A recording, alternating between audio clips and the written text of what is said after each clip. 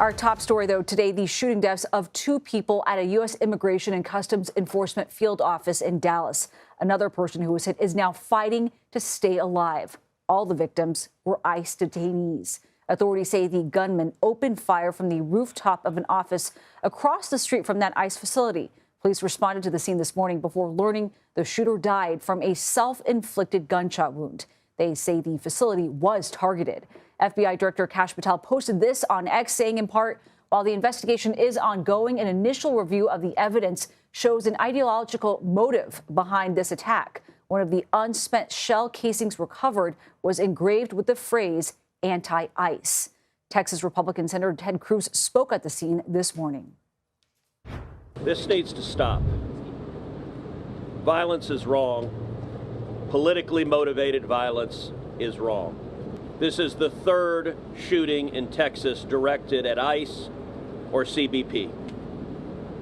This must stop.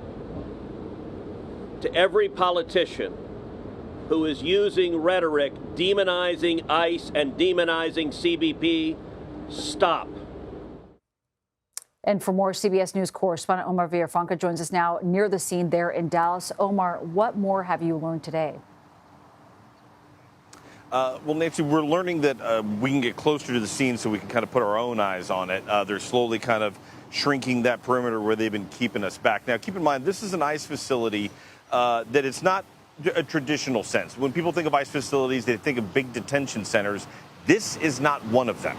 This is a small processing facility where people will come by. Usually if federal agents get people from the county jail or if there were recent ICE activities and detainments, this is where they'll bring them before they move them to other areas. So this is not a place that's, it's in a kind of an industrial area right by the side of I-35, which is a busy time. Now, busy highway. Now, at 6:40 is when some of the calls came in. So at 6:40 a.m., you've got your morning commute going on, and it's still kind of dark to kind of paint the picture of what it looked like around here when the calls came in of shots fired. Now, we did see officers looking at the top of some buildings because they're saying it was basically a sniper on an elevated area shooting down into the area. And we saw them kind of with some police activity looking at the tops of buildings. And I actually called an attorney's office, an immigration attorney's office that's right nearby. They weren't able to get in, but it's one of those places that they say, you know, you can see the ICE facility that is nearby. Interesting note, in that press conference where you saw Senator Cruz, there was also FBI officials and ICE officials, we were trying to ask them, since we had learned that some of the people who were hit, the 3 people who were hit, 2 dead, were detainees, what kind of protections are going to be added, not only for the ICE officials who were working, but the safety of the detainees? And that's a question they did not want to answer. On top of all this, Omar, I know that you had mentioned that the victims were ICE detainees. Do we know anything else about the victims so far? I know it's still very early in the investigation at this point. Not much, but I talked to another immigration attorney who was telling me that that facility, not only are there detainees who were brought in there, but there are also people who are going through the immigration system as well who will go there to have their, they call them like ICE check-ins. So these are people who are legally out, they have their cases pending in the immigration system, but they'll show up to that facility to do their regularly scheduled check-ins, and sometimes they are early in the morning. So we're trying to find out what those people were doing there. We understand they were detainees, which means they are in ICE custody. That's when it comes to the victims. We are hearing rumors that there's some police activity north of here. We don't want to get into detail, but we do know that we do have some of our local crews, CBS News Texas, are on the ground there. Hopefully we'll learn more what that's about. And DHS officials say that they will release more information when they get it. We're trying to work their sources, see what else we can find out. We'll check in with you then. Omar Villafranca, thank you very much. Yeah, good morning. My name's Joe Rothrock.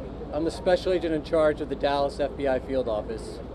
I want to first start by thanking our partners in local law enforcement, specifically the Dallas Police Department, for their quick and timely response.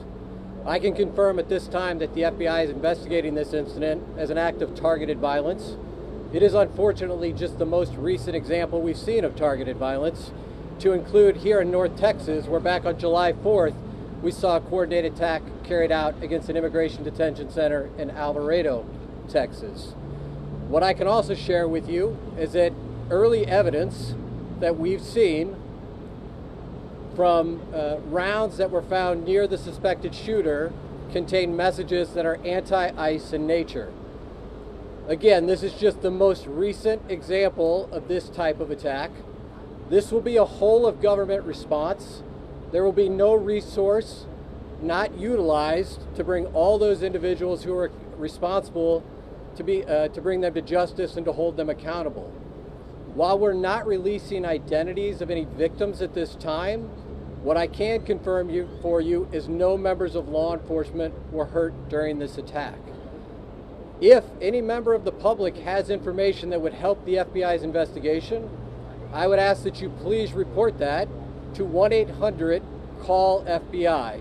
Again, any piece of information will be helpful, but this will be an ongoing investigation between us, a number of federal partners, and our local partners, again, to ensure that anyone responsible is held accountable. With that, I will turn it over to my counterpart from the ICE Enforcement and Removal Office. Good morning. My name is Joshua Johnson. I'm the acting field office director for ICE Dallas.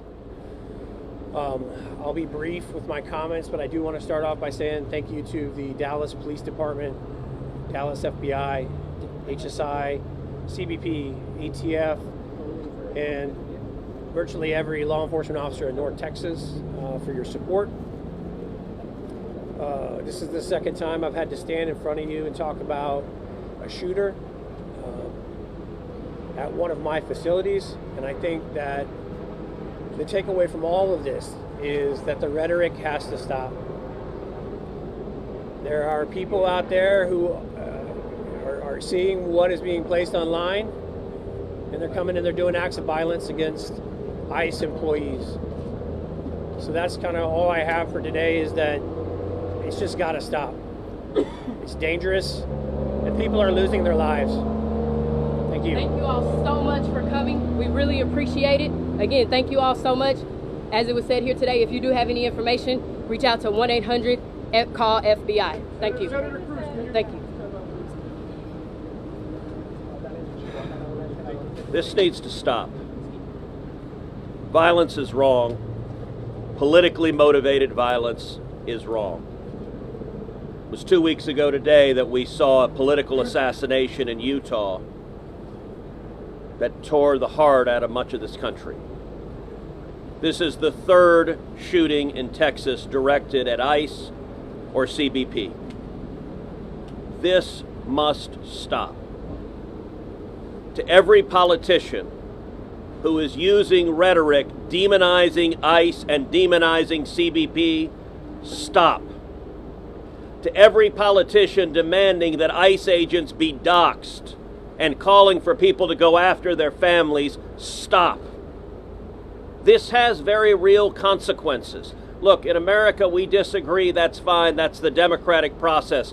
But your political opponents are not Nazis. We need to learn to work together without demonizing each other, without attacking each other. And I want to say thank you. I want to say thank you to the brave men and women of law enforcement. I want to say thank you to the brave men and women of ICE and CBP and everyone who puts their lives on the line to keep us safe. The divisive rhetoric tragically has real consequences. I hope that every one of us will pray, number one, for the safety of law enforcement that are risking their lives to keep us safe. Number two, for the health of those who were shot and injured today. We still don't know the full details of who was injured, but for the families also of the victims of this shooting. Violence has no place. It is wrong. And we should come together. If we want to have a debate about immigration policies, we can do so in the halls of Congress without demonizing each other, and especially without demonizing the men and women who every day put on a badge and go risk their lives to keep us safe. And we should not be putting language out there that inspires madmen to commit evil crimes. Our prayers are with the men and women of law enforcement, and we ought to come together and have some decency across the political aisle to say this violence is wrong and it needs to stop.